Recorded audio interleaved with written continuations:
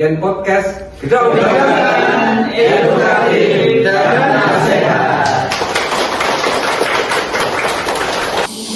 Assalamualaikum warahmatullahi wabarakatuh. Bismillahirrahmanirrahim. Alhamdulillah wahda sadaqa wa'ada wa nasur abda. Asyhadu an la ilaha illallah syarikalah wa asyhadu anna Muhammadan abdu wa rasuluhu ba'da. Sahabat religi yang dirahmati Allah Subhanahu wa taala, mari kita bersyukur kepada Allah Subhanahu wa taala karena kita semua masih diberikan kesehatan, kenikmatan dan umur panjang sehingga masuk di bulan Ramadan ini dengan baik, dan semoga harapan kita bisa melaksanakan puasa Ramadan dengan sebaik-baiknya. Sahabat religi yang dirahmati Allah Subhanahu wa taala, Ramadan adalah bulan di mana Al-Qur'an diturunkan, atau mungkin semua kitab-kitab samawi yang jumlahnya 4 itu diturunkan di bulan Ramadan.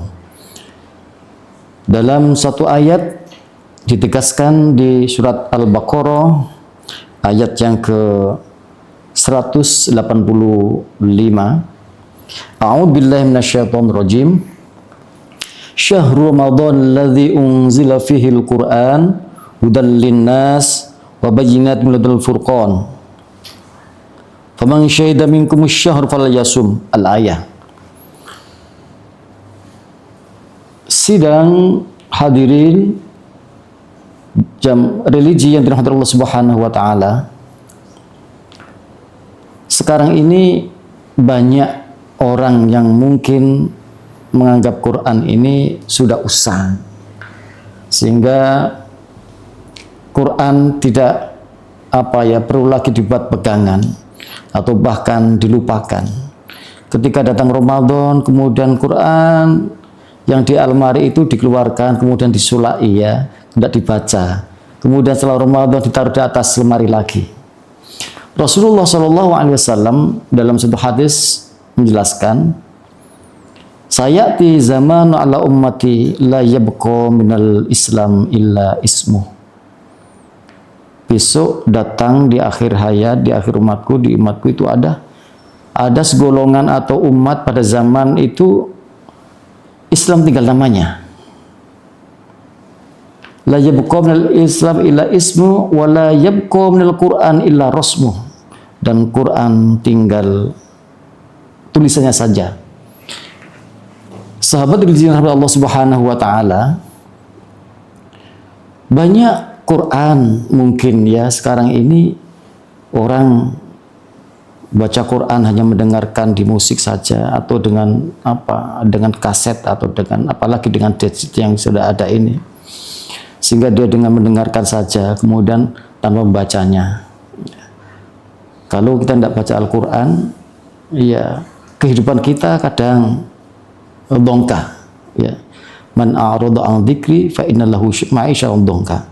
Barang siapa yang berpaling, nggak pernah membaca Al-Quran, nggak pernah zikir kepada saya, maka hidupannya adalah dongkah, sesat.